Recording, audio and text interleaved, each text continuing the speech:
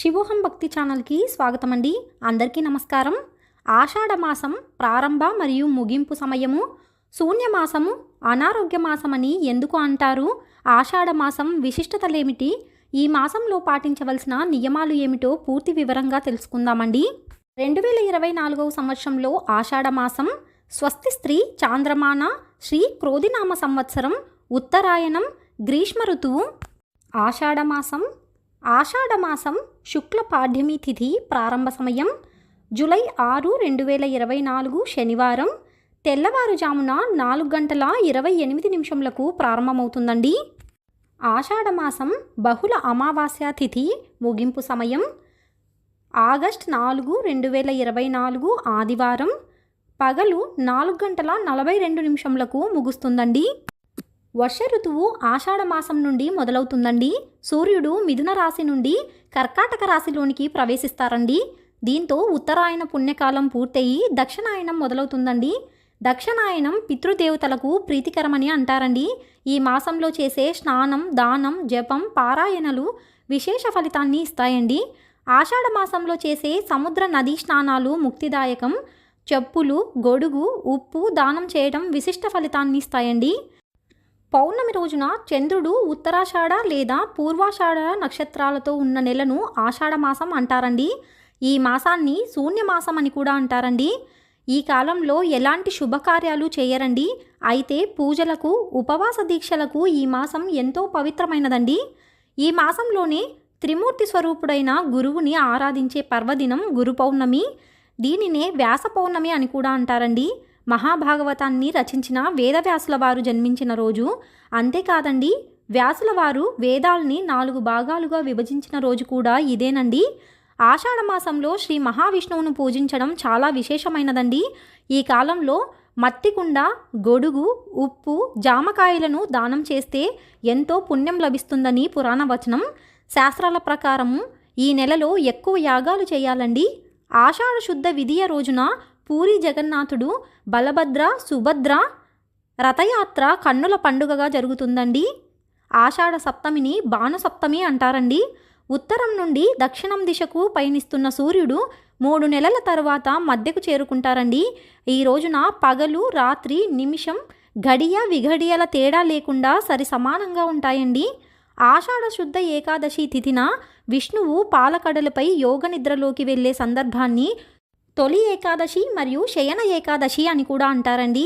ఈ రోజు నుండి చాతుర్మాస వ్రత దీక్ష, గోపద్మ వ్రతము మొదలవుతుందండి. ఆషాఢ మాసంలోనే తెలంగాణలో బోనాల ఉత్సవాలను భక్తి శ్రద్ధలతో జరుపుకుంటారండి. మహంకాళి అమ్మవారికి భోజనాన్ని బోనంగా నివేదన చేస్తారండి. ఆషాఢ మాసం అనారోగ్య మాసం కూడా. విపరీతమైన ఈదురుగాలులతో పాటు వర్షాలు పడే నేల అండి. ఈ కాలంలో కాలువలోనూ, నదులలోనూ ప్రవహించే నీరు పరిశుభ్రంగా ఉండదండి. చెరువులలోనికి వచ్చి చేరిన నీరు అపరిశుభ్రంగా ఉండి వ్యాధుల బారిన పడతారండి. ఆషాఢ మాసంలో కొత్త నీరు త్రాగటం వలన చలి, జ్వరాలు, విరోచనాలు, తలనొప్పి మొదలైన రోగాలు వచ్చే సమయం అండి ఇది. ఆషాఢ మాసంలో కొత్తగా పెళ్ళైన జంట కలవకుండా జాగ్రత్త పడతారండి. ఎందుకంటే ఈ మాసంలో భార్యాభర్త కలిస్తే పుట్టబోయే బిడ్డ ఎండాకాలంలో పుడతారండి. ఎండలకు తల్లికి, బిడ్డకు క్షేమం కాదని పెద్దలు ఈ నియమాన్ని పెట్టారండి. ఇంకొక కారణం ఏంటంటే పూర్వకాలంలో వ్యవసాయమే ఆధారము.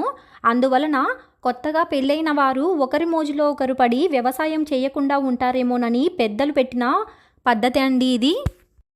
ఆషాఢ మాసంలో గోరింటాకు ఎందుకు పెట్టుకోవాలి అని అంటే, ఆషాఢ మాసంలో కొత్త నీరు రావటం వలన క్రిమి కీటకాలు ఎక్కువయ్యి రోగాలు వచ్చే సమయం అండి ఇది. ఆడవారు ఎక్కువగా పని చేస్తూ ఉంటారు కాబట్టి ఇలా గోరింటాకు పెట్టుకునే పద్ధతి ఉందండి. అంతేకాకుండా ఈ మాసంలో వేడి ఎక్కువగా ఉంటుందండి. ఆ వేడిని మన ఒంటి నుండి బయటకు పంపడానికి ఇలా గోరింటాకును పెట్టుకుంటారండి. ఆషాఢ మాసంలో పూజా నియమాలు. ఈ మాసంలో శ్రీ మహావిష్ణువుతో పాటు ఈశ్వరుడు, హనుమాన్, సూర్యదేవుడు, అంగారకుణ్ణి పూజించాలండి. ఎవరి జాతకంలో అయితే కుజుడు, సూర్యుడు బలహీనంగా ఉంటారో ఆషాఢంలో శివుడు, శ్రీహరితో పాటు దుర్గాదేవిని పూజించాలండి.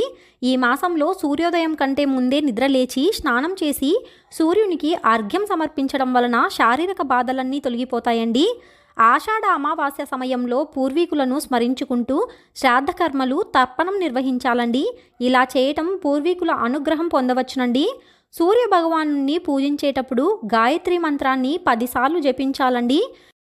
ఆషాఢ మాసంలో శివాలయానికి వెళ్ళి పూజలు చేయటం వలన కాలసర్ప దోషం తొలగిపోతుందండి. శివుని అనుగ్రహం లభిస్తుందండి.